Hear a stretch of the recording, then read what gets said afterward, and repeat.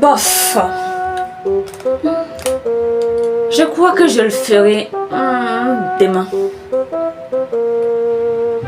Je vais réfléchir à une meilleure idée. Et puis bon, j'attends d'être motivée. Hein. Lorsque je serai motivée, je commencerai. Je réfléchis dans ma tête à une meilleure façon de le faire. Quand tout sera clair dans ma tête, je commencerai. Et le temps passe petit à petit. Les heures s'écoulent, les jours passent. Et nous sommes toujours dans cette position, je le ferai demain. Et après, lorsque nous voyons que jamais ce demain n'arrive, nous prenons notre téléphone, nous allons sur les réseaux sociaux et nous cherchons à savoir comment arrêter de procrastiner. On tape dessus, on fait des recherches sur les réseaux sociaux pour savoir comment arrêter de procrastiner. On voit des solutions qui apparaissent sur les réseaux sociaux. Nous voyons des gens qui nous montrent de multiples manières d'arrêter la procrastination. On voit que ce sont des solutions qui peuvent être utilisées dans notre propre vie pour arrêter de procrastiner. Mais bon encore, on s'est dit, est-ce que franchement je peux le faire? On réfléchit à une certaine manière de pouvoir arrêter. Mais malgré les solutions que nous trouvons sur les réseaux sociaux, nous n'arrivons toujours pas à arrêter de procrastiner. Je vais être honnête avec vous. Cherchez une certaine façon, une manière simple d'arrêter de procrastiner. Et j'ai cherché, j'ai beau réfléchir encore et encore, mais je n'ai pas réussi à trouver une autre solution que celle que je vais te donner. La procrastination cessera lorsque tu passeras à l'action. Une fois que tu passes à l'action, la procrastination disparaîtra à jamais. Savais-tu, selon les psychologues, la procrastination n'est pas une question de paresse comme beaucoup de personnes le pensent, mais bien elle va au-delà de cela. Elle est liée à nos émotions. Lorsque nous avons du mal à gérer nos émotions, des émotions négatives au fond de nous, alors nous mettons à procrastiner, nous mettons à remettre au lendemain ce qui doit être fait aujourd'hui. La psychologie nous explique que si nous arrivons à maîtriser nos émotions, à dompter nos émotions, nous arriverons forcément à arrêter de procrastiner. En gros, ce qu'il faut savoir, c'est que nous procrastinons devant une tâche lorsque celle-ci suscite en nous, déclenche en nous une émotion de peur, de doute, d'anxiété, voire même de l'ennui.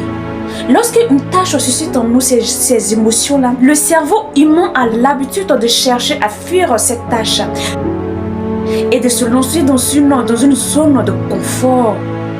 Alors, vu que je n'ai pas trouvé 36 solutions, je vais te montrer au moins 3 étapes que j'ai suivies. 3 étapes qui m'ont beaucoup aidé dans ma lancée. Et ces étapes sont très très importantes. Si tu arrives à les suivre, je suis sûre et certaine tu arriveras à arrêter de procrastiner. La première étape, c'est d'aller toujours à la source. Lorsque tu es devant une tâche, une activité, un projet, il t'arrive souvent de ressentir quelque chose, peut-être même de la peur, de l'anxiété devant cette tâche-là. Alors ce que tu dois faire, en lieu et place d'éviter cette émotion que tu ressens, va à la source. Et la source, c'est d'aller au très fond de toi-même et chercher à mettre un nom sur l'émotion qui te traverse. Une fois que tu mets un nom sur cette émotion-là,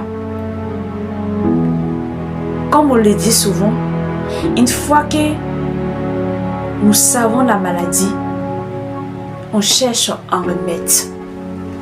Et la deuxième des étapes, c'est de chercher un remède efficace pour ton problème, pour l'émotion qui te traverse. Prenons un exemple.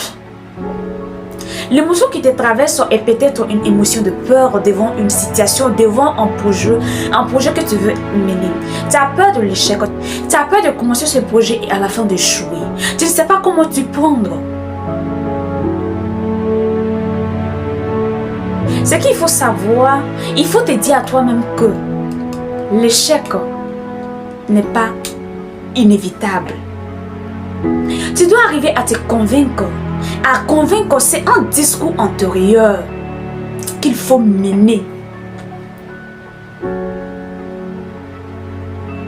Tu dois arriver à parler à ton moi intérieur et à chercher à le convaincre que cette peur qu'il ressent est légitime. Mais elle ne doit pas te submerger.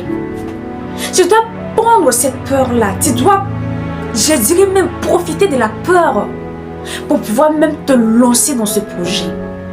Parce que si cela ne suscite pas, si tu veux faire une activité, un projet, un rêve, si cela ne te suscite pas de la peur, c'est que ce n'est pas la bonne voie. Tu dois abuser de cette peur-là pour pouvoir te dire à toi-même, montre-moi que tu peux le faire, montre-moi que tu peux te surpasser. Une fois que la procrastination s'installe en toi, la culpabilité de ne pas faire ce que tu aimerais faire deviendra un gros poids sur ton cœur. Et cette culpabilité devient un cercle vicieux dans lequel tu te noies petit à petit. Alors, première des étapes, n'oublie pas, cherche la source, cherche le problème, cherche l'émotion. Si c'est de l'ennui, mets en nom sur tes émotions. Et en deuxième position, cherche à résoudre, à trouver un remède sur ce problème. Une fois que tu as trouvé la solution, tu dois départir la tâche que tu dois faire. Tu dois la découper en petits morceaux. C'est très très important. Découpe la tâche en petits morceaux. Et une fois que tu as décortiqué cela, commence par la première des choses. Tu commences par le numéro 1 et tu vas doucement. Là encore, tu dois arrêter d'être dur avec toi-même. Tu dois arrêter d'être négatif. Je dirais dur, pas dur dans le sens où tu cherches à donner le meilleur de toi-même, non. Mais dans le sens où tu as un discours négatif envers toi-même. Si tu n'apprends pas à être aimable, à être bienveillant envers toi-même, tu ne pourras pas avancer dans la vie. Alors cherche à être bienveillant envers cette personne merveilleuse que tu es. Apprends à te raisonner. C'est là que vient la dernière étape. C'est ton sens de l'engagement. Une fois que tu as trouvé toutes ces étapes-là, tu dois apprendre à ton être à respecter ses promesses. Quand tu t'engages dans tes rêves, c'est comme un mariage que tu fais. C'est pour le pire et le meilleur. Engage-toi à ne pas laisser tes rêves qui deviennent ton partenaire ou ta partenaire. Et avancer ensemble. Tu dois respecter chaque horaire que tu t'es promis de faire. Tu dois respecter chaque tâche que tu t'es promise de faire le lendemain. Et même si tu ne te sens pas bien, tu dois respecter tes engagements. Ceci fera de toi une personne de valeur. Non seulement tu sortiras de cette zone de procrastination, mais tu deviendras une personne qui se respecte, qui respecte son travail et qui est respectée par les autres. Tu deviendras un être de valeur. Ne l'oublie surtout pas. J'espère que cela t'a aidé